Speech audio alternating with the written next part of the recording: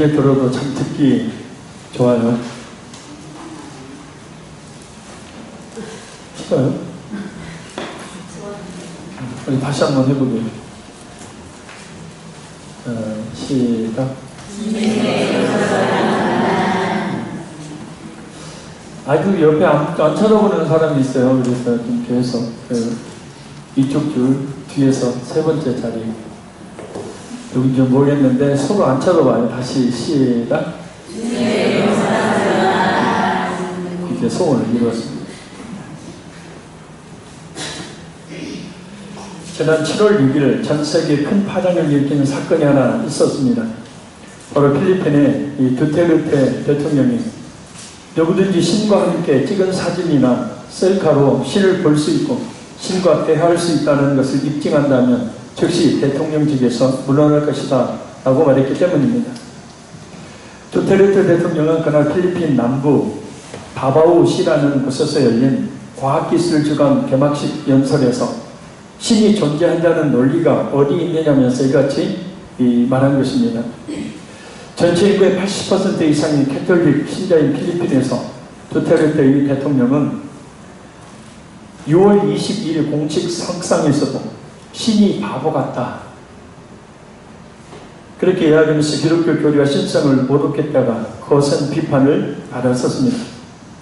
여러분, 두테르테의 이 말을 어떻게 생각하십니까? 같은 생각이십니까? 잠깐 설명하면 하나님은 영이시니 인간의 눈으로 볼 수 있는 분이 아니시죠. 마치 우리 몸 안에 있는 영혼은 우리의 눈으로 볼 수 없는 것과 같습니다. 무엇보다 만약 하나님을 본다면 그 영광의 하나님 앞에 죽임을 당할 수밖에 없는 존재가 바로 인간입니다. 그래서 오늘 본문을 보면 하나님께서는 구약의 이스라엘 백성들 가운데 그 모습을 직접 보이시지 않고 여러 놀라운 현상들을 통해서 강림하심을 나타내 보이신 것을 볼 수 있습니다. 자, 우리 18절, 19절 두 절 말씀을 같이 읽겠습니다. 너희는 만질 수 있고 불이 붙는 산과 침침함과 흑암과 폭풍과 나팔 소리와 말하는 소리가 있는 곳에 이런 것이 아니라 그 소리를 듣는 자들은 더 말씀하지 아니하시기를 구하였으니. 아멘. 이 말씀은 하나님께서 시내 산에서 모세에게 십계명을 주실 때 일어난 장면에 대한 묘사입니다. 그때의 장면을 출애굽기 20장 18절에서 21절을 보면 이렇게 묘사합니다. 무 백성이 우레와 번개와 나팔 소리와 산의 연기를 본지라 그들이 볼 때에 떨며 멀리 서서 모세에게 이르되 당신이 우리에게 말씀하소서 우리가 들으리이다. 하나님이 우리에게 말씀하시지 말게 하소서 우리가 죽을까나이다. 모세가 백성에게 이르되 두려워하지 말라. 하나님이 임하시면 너희를 시험하고 너희를 경외하여 범죄하지 않게 하려 하십니다. 백성은 멀리 서 있고 모세는 하나님이 계신 흑암으로 가까이 가니라. 아멘. 여기서 불이 붙는 산은 시내산을 가리킵니다. 하나님께서 시내산에 강림하실 때에 그곳에 연기가 가득했고 하나님은 불 가운데 임하셨습니다. 불로 임하심은 그 불이 하나님의 영광과 아울러서 죄와 불의에 대해 맹렬하게 타는 불처럼 진노하시는 분임을 상징적으로 나타내 보이기 때문입니다. 침침함과 흑암, 빽빽한 구름으로 그 일대가 칠흑같이 어두워졌음을 말합니다. 폭풍은 우레와 번개가 칠 때 거센 비바람이 몰아쳤던 것을 이야기하고 또한 나팔 소리는 하나님의 강림을 알리는 신호이며 말하는 소리는 하나님께서 모세를 부르시는 음성을 말합니다. 이 모든 것은 하나님의 영광과 위엄을 나타내는 눈으로 볼 수 있는 현상들을 말합니다. 특히 이스라엘 백성들은 하나님의 음성에 들리다 하나님의 장엄한 임재 앞에 엄청난 공포를 느껴서 모세에게 중재를 요청합니다. 소멸한 불로 나타나시는 하나님께서 자신들에게 직접 말씀하실 때에 죽을까 두려웠기 때문입니다. 하나님께서 이렇게 그들 가운데 직접 그 모습을 보이지 아니하시고 여러 놀라운 인간의 눈으로 볼 수 있는 가시적인 그 현상으로 하나님의 그 영광을 가리심으로 임하신 것은 몇 가지 이유가 있습니다. 첫째는 누구든지 하나님을 보는 자는 죽기 때문입니다. 출애굽기 33장 20절 말씀입니다. 또 이르시되 네가 내 얼굴을 보지 못하리니 나를 보고 살 자가 없음이니라. 둘째, 누구든지 하나님의 음성을 직접 들으면 죽기 때문입니다. 신명기 5장 26절 말씀입니다. 육신을 가진 자로서 우리처럼 살아계시는 하나님의 음성이 불 가운데서 바람을 듣고 생존한 자가 누구니까? 실제 이를 통해서 하나님의 장엄하시고 위대하신 그 영광을 드러내심으로 오직 하나님만 섬기도록 하기 위해서입니다. 넷째, 하나님에 대한 두려움을 갖게 함으로 범죄 행위를 중단하도록 하시기 위해서입니다. 눈에 보이지 않지만 물체에 흡수되어서 열 에너지로 변해서 세균을 죽이는 적외선 살균기 앞에 있는 세균처럼 죄인된 인간이란 강한 낮의 해보다도 더 강렬한, 비교할 수 없이 더 강렬한 하나님의 영광 앞에 선다면 그 자리에 즉시 죽을 수밖에 없는 존재입니다. 하나님이 어떤 분이신지를 잘 모르는 사람들이 하나님이 어떠니, 기독교가 어떠니, 신앙이 어떠니, 교회가 어떠니 그런 이야기들을 합니다. 모든 종교의 구원이 있는 것이지 어떻게 기독교에만 구원이 있느냐고, 그냥 착하고 선하게 살면 되는 것이지 예수가 무슨 필요가 있냐고, 나는 천국 같은 거 필요 없다고, 죽음의 모든 것이 끝나버리는 것이지 무슨 천국과 지옥이 있냐고, 종교란 마음 수양을 위해서 필요한 것이지 무슨 천국과 지옥 구원이냐고, 예수를 믿느니 차라리 내 조국을 믿겠다. 하나님의 살아계심과 그 영광과 위엄이 얼마나 엄청나고 두려운 것인지를 모르기 때문입니다.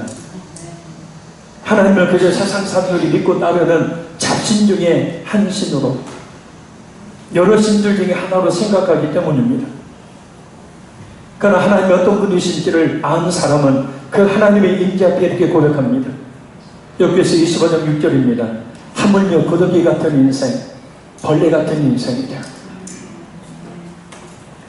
시편 104편 29절 말씀입니다. 주께서 낯을 숨기신 즉 그들이 떨고 주께서 그들의 호흡을 거두신 즉 그들은 죽어 먼지로 돌아가나이다. 건강히 살아있으니 내 힘과 지혜와 능력으로 살고 있으니 하나님이 필요 없는 거죠. 그러나 인간이란 결국 호흡 하나조차도 하나님께서 주관하고 계시고 내 호흡을 하나님이 주신다는 사실을 알 때가 옵니다. 그리고 심각한 병에 걸렸든지 죽음이 임박한 상황 속에서 내 생명조차 내 힘으로 어떻게 할 수 없는, 호흡 하나조차도 제대로 쉴 수 없는 연약한 존재라는 사실을 깨닫게 되어지죠. 그 하나님이라는 그 엄청난 그 존재 앞에서 인간이라는 자신이 얼마나 초라한 존재인지, 얼마나 연약한 존재인지, 그래서 벌레보다 못한 존재다고, 티끌보다 못한 존재라고 그렇게 하나님의 임재 앞에 있는 사람들은 떨며 고백합니다. 누가복음 5장 8절을 본 베드로는 그 하나님이신 예수님 앞에 이렇게 고백합니다. 주여 나를 떠나소서, 나는 죄인으로서입니다. 우리 인간 자신이라는 존재에 대한 자각, 내가 누구인가, 나의 끝은 어떻게 될 것인가, 나는 어디에서 왔고 어떻게 살고 어떻게 종말을 맞이할 것인가라는 인간 자신의 존재에 대한 자각은 아무리 돌을 닦는다고, 아무리 명상을 한다고, 아무리 종교생활을 열심히 한다고, 아무리 심오한 사상의 경지에 이른다고 되는 것이 아닙니다. 인간이란 하나님의 형상을 따라 지음을 받는 존재이기에 오직 하나님 앞에서만 자신의 참된 존재의 의미를 깨닫게 됩니다. 그러나 자신이 누구인지, 어떤 존재이며 결국 어떤 인생의 결과를 맞을 것인지를 모르기에 잘난 체를 하는 거죠. 하나님을 무시하고 모독하는 말들을 서슴지 않는 겁니다. 그러나 하나님을 알게 되면 그럴 수가 없습니다. 그 하나님의 임재 앞에 압도되어 버리기 때문에, 그 하나님의 임재 앞에 뭐라 할 말이 없어져 버리기 때문입니다. 그저 그 두려움과 공포뿐이기 때문입니다. 그 영광이 하나님 앞에 두려움으로 엎드리는 것 외에 아무것도 할 수 있는 것이 없기 때문입니다.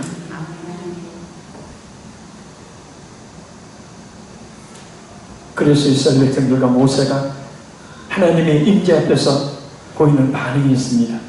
우리 20절, 21절 두 절 말씀 같이 읽습니다. 이는 짐승이라도 그 산에 들어가면 돌로 치면 당하리라 하신 명령을 그들이 견디지 못합니다. 그 보이는 바가 이렇듯 무섭기로 모세도 이르되 내가 심히 두렵고 떨린다 하였느니라. 아멘. 이 말씀은 출애굽기 19장 12절과 13절 말씀을 인용한 말씀입니다. 하나님의 거룩하심의 그 영광은 절대적인 것이어서 율법을 주신 신의 산자락에 곧 하나님의 임재에 접근했던 아무것도 모르는 동물조차도 죽임을 당하게 되리라는 엄격한 명령의 말씀입니다. 그래서 이스라엘 백성들이 우상숭배의 죄를 범했을 때 하나님의 진노로 나타났고, 이를 누구보다도 잘 아는 모세, 출애굽기 33장 11절에 말씀하고 있듯이 하나님과 대면했던 모세조차도 그 앞에 엎드려 두려워 떱니다. 누구든지 신과 함께 찍은 사진이나 셀카로 신을 볼 수 있고 신과 대화할 수 있는 것을 입증한다면 즉시 대통령직에서 물러날 것이라는 두테르테의 이 말은 한낱 피조물, 그리고 죄인에 불과한 인간으로 자신이 그 하나님 앞에 어떤 존재인지를 철저하게 무지한 하나님이 어떤 분이신지, 그 하나님의 영광이 얼마나 죄인인 인간에게 두려움과 공포인지 전혀 모르게 한 말입니다. 많은 불신자들 역시 이런 사실을 알지 못한 채 하나님이 있다면 보여줘봐, 그러면 내가 믿을게 말하는데, 그것은 하나님의 그 영광과 위엄이 얼마나 강렬한 것인지, 그리고 그 하나님의 임재 앞에 자신이 어떻게 될지를 모르게 하는 참으로 어리석은 말입니다.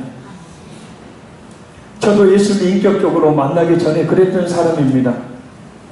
지금 생각해보면 참 어리석고도 무서운 말이었습니다. 근데 그때 그 말은 참 생각이 있는 사람, 이성이 있는 사람, 저 예수 믿는 사람들의 그 무지한 것과는 달리 똑바로 정신 차리고 있는 사람으로 말했어요.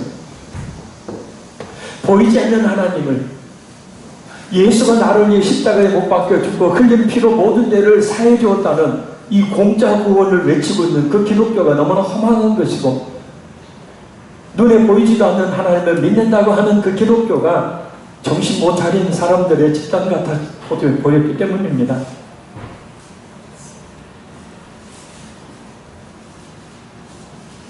그러나 하나님의 그 두려운 임재 앞에 제 손톱에서 피가 나도록 방바닥을 긁으며 피할 곳을 찾아서 이불 속에 뒹굴어 몸부림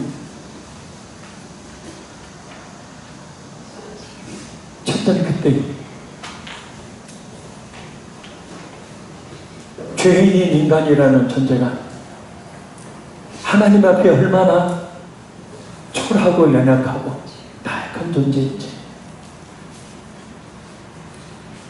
올 초 3월에 있었던 인도 유스캠프의 한 청년이 온 집회 현장의 바닥을 저처럼 손가락으로 바닥을 파듯이 바닥을 파면서 온 바닥을 엎드려 뒹굴며, 양탄자가 있으니까 그 양탄자 속에 그 양탄자를 뒤집어 쓰고 숨는 동영상을 여러분 보셨죠?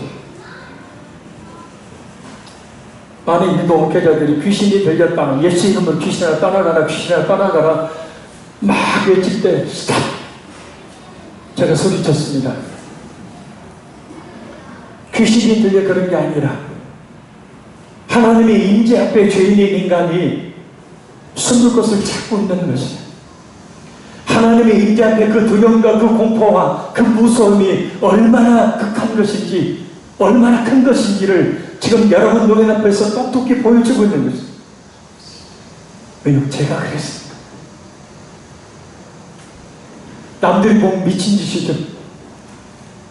남들이 보면 이성적으로 생각으로 보면 어떻게 교회 오니까, 어떻게 집회에 참석하니까 저런 모습을, 비이성적인 모습을 보이나, 이 미친 거 아니야? 잘못된 기독교 아니야? 이 속으로 신앙생활을 하게 되면, 하나님의 임재의 체험이 얻게 되어지면 그 하나님의 임재의 두려움과 그 공포와 그 무서움이 어떤 것인지를 모르기 때문에 인간이라는 존재는 참 하나님 앞에 잘난 체를 하죠. 우리가 믿는 하나님은 인간의 눈으로 볼 수 있는 그런 제한적인 분이 아니십니다. 우리가 믿는 하나님은 인간들의 어리석은 판단에 의해서 그 영광이 훼손되는 분도 아니십니다. 우리가 믿는 하나님은 인간에 의해서 금과 은으로 만들어져 꼼짝하지 못하고, 인간이 들어 옮기면 옮겨지고, 인간이 씻어주면 씻김을 받고, 인간이 숨겨주면 섬김을 받는, 인간의 손에 물존하는 그런 존재가 아닙니다. 부서져 버릴 작은 돌덩이 속에 갇혀있는 그런 세상의 헛된 신들과는 비교할 수 없는 분, 이 온 우주 만물을 감싸고 계시는 광대하신 분이시오. 우리가 믿는 하나님은 인간의 언어로 감히 표현될 수 없는 영원하시고 무한하신 분이십니다. 그런데 그 하나님께서 우리가 볼 수 있는 모습으로 이 땅에 오셨죠. 바로 우리를 구원하기 위해 우리와 같은 몸을 가지고 이 땅에 오신 예수님이 바로 그 하나님이십니다. 요한복음 14장 6절에서 9절 말씀입니다. 예수께서 이르시되 내가 곧 길이요 진리요 생명이니 나로 말미암지 너는 아버지께로 올 자가 없느니라. 너희가 나를 알았더라면 내 아버지도 알았으리로다. 이제부터는 너희가 그를 알았고 또 보았느니라. 빌립이 이르되 주여 아버지를 우리에게 보여주소서. 그리하면 족하겠나이다. 예수께서 이르시되 빌립아 내가 이렇게 오래 너희와 함께 있으되 네가 나를 알지 못하느냐. 나를 본 자는 아버지를 보았거늘 어찌하여 아버지를 보이라 하느냐. 사람들은 하나님을 보기 원하죠. 죽을지도 모르고 말입니다. 빌립도 그랬어요. 아버지를 제게 보여주세요. 그러면 제가 확실히 하나님을 믿겠습니다. 그러면 확실히 예수님이 하나님의 아들이신 것을 제가 믿겠습니다. 그때 예수님이 나를 본 것은 곧 아버지를 본 것이다. 어떤 사람들은 예수님께서 사람의 몸을 입고 계셨기에 하나님이 아니라고 말합니다. 그러나 하나님이신 예수님께서 사람의 몸을 입고 이 땅에 오실 수밖에 없었던 이유는 속죄의 피를 흘리기 위해서입니다. 신이 아닌 인간만이 피를 흘릴 수 있고, 인간 중에서도 죄 없는 인간만이 인간을 위한 속죄의 피를 흘릴 수 있기에 동정녀 마리아의 몸의 성령으로 잉태되어 곧 죄가 없는 몸으로 이 땅에 사람으로 오셨던 것입니다. 일상적인 부부 관계를 통하여 태어난 자녀들은 부모의 그 죄성을, 아버지의 죄성과 어머니의 죄성을 그대로 이어받아 죄의 본성이라는 것을 가지고 태어나는 죄인으로 태어나게 되어지죠. 그래서 교육하지 않고 그대로 가만 놔두면, 아무런 교육도 하지 않고 그대로 놔둘 때 사람이란 그 아이는 점점 자라서 죄의 본성에 따라 죄를 지으며 사는 존재가 되죠. 그 죄라는 DNA를 그대로 이어받고 살기 때문입니다. 눈에 보이지 않는 영이신 하나님은 우리의 대속제물이 될 수 없습니다. 사람이 대속제물이 되어 피를 흘릴 수 있죠. 그런데 이 세상을 보니까 의인은 없나니 하나도 없습니다. 모든 사람이 죄인이기에 죄인의 그 죄를 그 몸에 지고 속죄의 피를 흘릴 만한 의인이 하나도 없습니다. 그래서 하나님께서 생각해내신 방법이 바로 뭐냐면 예수님을 육체의 피를 흘릴 수 있는 사람의 몸을 입게 하시되 죄가 없는 몸으로 이 땅에 오시는 방법은 바로 남자와 여자의 관계를 통하여 임신하게 하는 방법이 아닌 처녀, 정결을 상징하는 처녀의 몸인 그 마리아의 몸을 통해 요셉이 아닌 성령으로 잉태하게 하심으로 죄의 간섭이 없는, 죄의 본성이 없는 그런 온전한 죄 없는 인간의 모습으로 이 땅에 오시게 하셨다는 거죠. 인간만이 로마서 6장 23절 말씀처럼 죄의 싹은 사망이라. 죄에 대한 대가는 사망입니다. 그 사망은 두 가지가 있죠. 크게 두 가지죠. 첫째는 육체적 죽음이죠. 우리 몸에서 우리 영혼이 떠난 육체적 죽음. 둘째는 요한계시록에서 말씀하고 있는 것처럼 육체를 떠난 그 영혼이 아비소스, 영혼은 지옥에서 영원토록 타는 불과 유황의 고통 속에서 죽지 못하고 사는 것, 아니 육체의 죽음보다도, 육체의 질병보다도 더 비교할 수 없는 고통을 영원히 느끼며 사는 죽음, 그것이 바로 둘째 사망이죠. 그래서 모든 인간은 바로 그 자신의 죄로 말미암아서 육체적 죽음을 맞이하죠.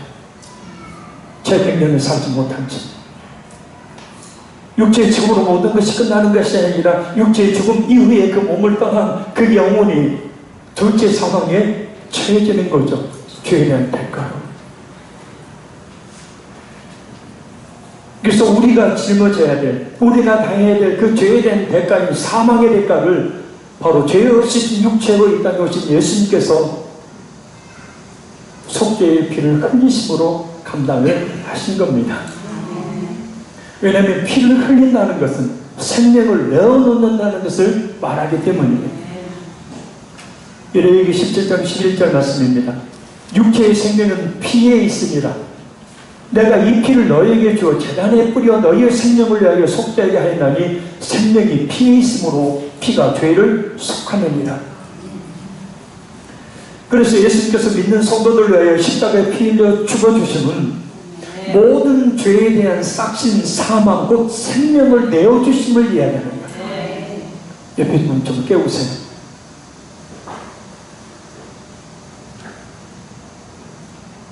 피를 흘린다는 것은 생명을 내어놓는다는 뜻이에요.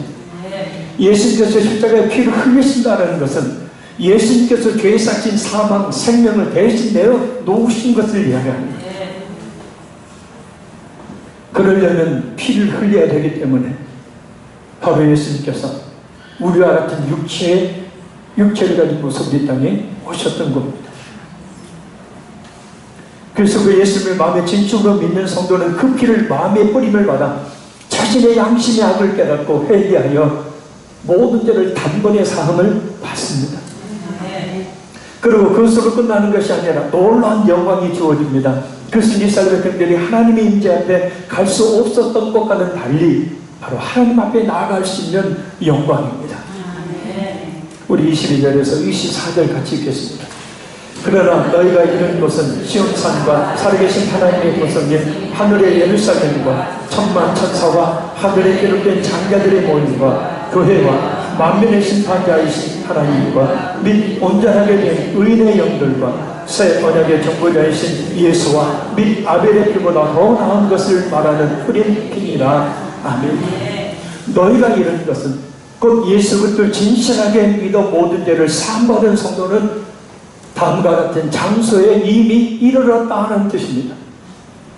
시온산은 원래 예루살렘의 동남쪽에 언덕을 이야기합니다. 예루살렘 전체를 뜻하는 의미로 사용되었어요. 왜냐하면 예루살렘에 하나님의 임재의 장소였던 성전이 있었듯이 여기서는 하나님이 거하시는 장소를 말합니다. 살아계신 하나님의 도성인 하늘의 예루살렘은 장차 도래할 영원하신 하나님의 나라를 말합니다. 천만 천사는 수많은 천사들을 말하고 하늘에 기록된 장자들이 모임과 교회는 같은 말로 모든 하나님의 백성 전체를 이야기합니다. 만면의 심판자이신 하나님은 말 그대로 온 우주 만물의 창조주이시며 심판주이신 하나님을 말합니다. 온전하게 된 의인의 영들은 예수를 믿어서 모든 죄를 사함받은 우리의 먼저가 있는 믿음의 선진들을 말합니다. 바로 그 하나님의 나라의 천국에 하나님과 수많은 천군 천사와 먼저 믿는 성도들이 있고 바로 그것을 예수님을 진실하게 믿어 모든 죄를 사함받은 성도들이 이르게 된다는 말씀이에요. 할렐루야. 특히 주목해야 될 것은 바로 그 하나님의 나라에 새 언약의 중보자이신 예수와 그 뿌린 피가 있다는 겁니다. 아벨의 피는 그를 죽인 살인자인 가인을 정죄하는 피이지만 예수님의 피는 죄사함의 새 언약을 완성하신 것이기에 아벨의 피보다 더 나은 것이라는 뜻입니다. 모세는 첫 언약의 중보자였지만 예수님은 새 언약의 중보자가 되십니다. 신천지에서는 새 언약을 전혀 다르게 이야기하죠. 그 의미도 모르고요.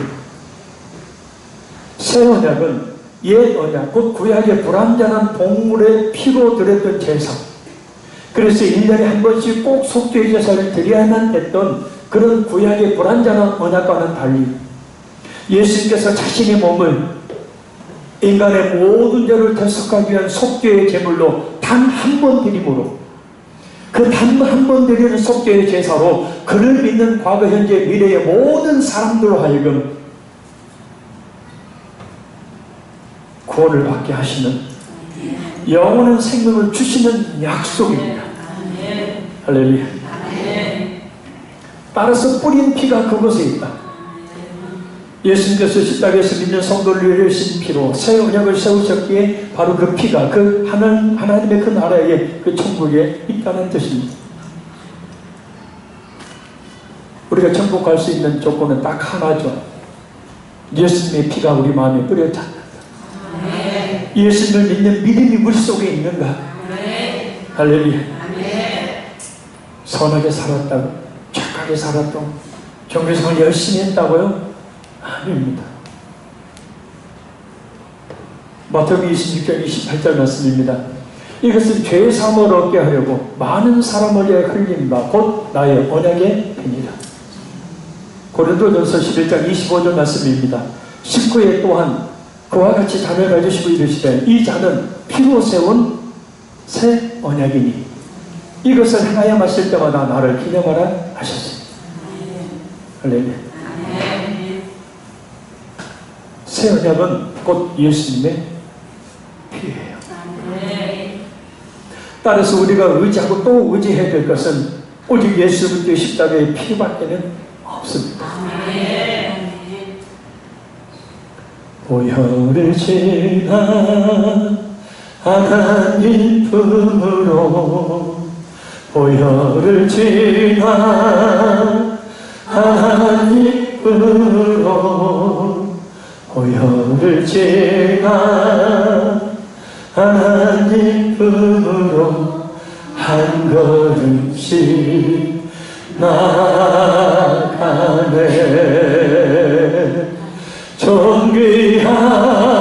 존귀한 주 보혈이 내 영을 새롭게 하시네. 존귀한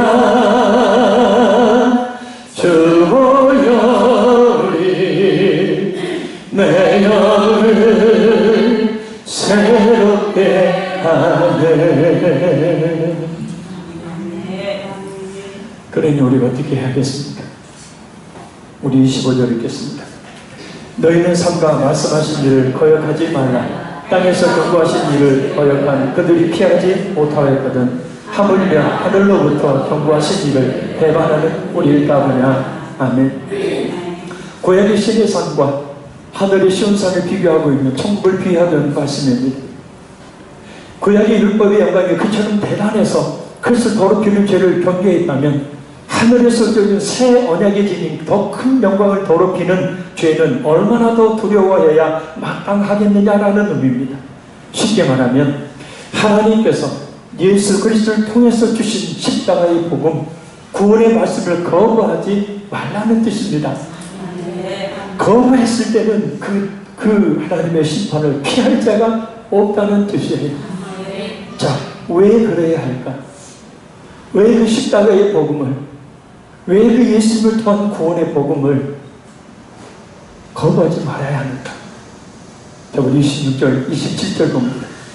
그때에는 그 소리가 땅을 진동하였거니와 이제는 약속하여 이르시되 내가 또 한 번 땅만 아니라 하늘도 진동하리라 하셨느니라.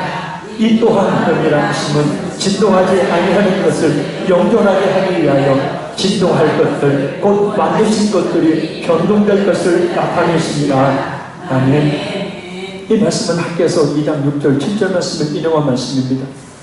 만군의 여호와가 같이 말하노라.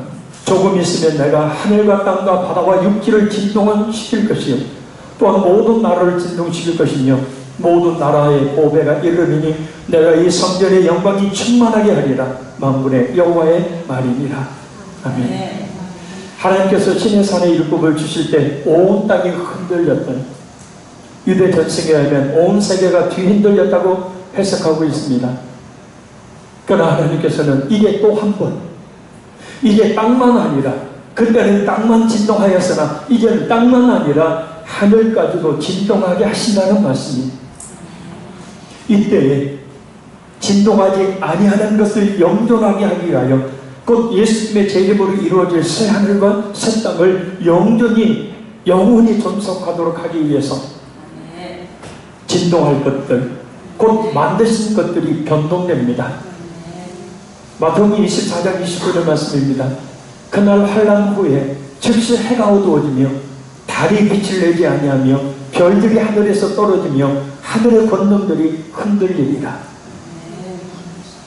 땅을 등지던 하나님이 이제는 하늘도 같이 진동케 하셔서 하늘의 별과 하늘의 달, 하늘의 권능들이 흔들린다. 그 빛을 잃게 되죠. 지구를 향해서 곤두박질하게 되죠. 작은 유성 하나가 지구를 향해 떨어졌을 때 핵폭탄에 수만 배의 파괴력이 있고 온 지역이 불타버리고 흔적도 없이 사라져버리고, 이 온 우주가 흔들리는 강력한 진동을 통해서 하나님께서 창조하신, 그러나 인간의 타락과 함께 죄로 오염된 현재의 천지 만물을 모두 불러태워 폐하여 버리신다는 거죠. 베드로서 3장 10절 말씀. 그러나 죄의 날이 도둑같이 오리니 그날에는 하늘이 큰 소리로 떠나가고 물질이 뜨거운 불에 풀어지고 땅과 그 중에 있는 모든 일이 드러나리라. 예수님의 재림과 함께 온 우주적 대격변이 일어납니다. 하나님의 재창조가 일어납니다. 계시록 21장 1절 말씀입니다. 또 내가 새 하늘과 새 땅을 보니 처음 하늘과 처음 땅이 없어졌고 바다도 다시 있지 않더라. 지금 이 지구는, 온 우주는 바로 그 대격변을 향해 나아가고 있습니다. 그러나 예수님을 진실하게 믿는 성도는 바로 그 새 하늘과 새 땅에서 하나님에 계신 죄가 없는 바로 그곳에서 모든 수고와 아픔과 슬픔과 고통과 질병이 없는 그곳에서 영원한 복락을 누리며 살게 됩니다. 그렇게 이 땅과 그렇게 이 하늘을, 온 우주를 진동하실 하나님이 바로 저와 여러분의 아버지이십니다.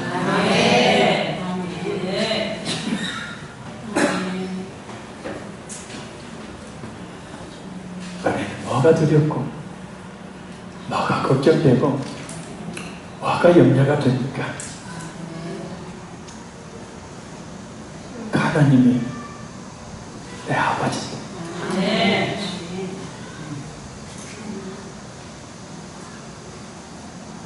자, 그래서 마지막 28장 29절 말씀을 합니다. 우리 같이 했습니다. 그러므로 우리가 흔들리지 않는 나라를 받았은즉 은혜를 받자 이로 말미암아 경건함과 두려움으로 하나님을 기쁘시게 섬길지 우리 하나님은 소멸하는 분이십니다. 아멘. 우리가 흔들리지 않는 나라를 받았은즉 곧 예수님을 믿는 믿음으로 우리 예수님이 계시는 저 하늘나라를 기업으로 받았으니 은혜를 받자. 계속해서 하나님의 은혜를 받으며 그 은혜 가운데 거하는 뜻입니다. 하나님을 두려워하며 하나님을 존중하며 하나님을 기쁘시게 믿고 섬기는 삶을 살아야 합니다. 왜냐? 우리 하나님은 소멸하는 분이시기 때문입니다. 신명기 4장 24절 말씀입니다. 내 하나님 여호와는 소멸하는 분이시요 질투하시는 하나님이십니다. 하나님은 예수님의 십자가의 그 피 묻은 구원의 복음을 거부하는 사람들을 심판하시는 하나님이시라는 뜻입니다.